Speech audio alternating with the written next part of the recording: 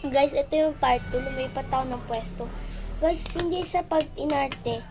Pag kinain mo ba tong yung tawag dun, hindi ko namamalayan. Yung pagka tapos ng video, ano tawag dun? May mga langgam na pala siya. Pero hindi naman kadami. Unti lang. Pag gaganda ba yung boses nyo? Pag kinain nyo yun.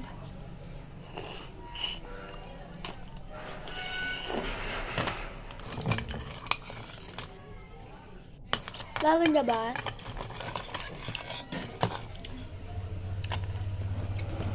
Hindi ko sure kasi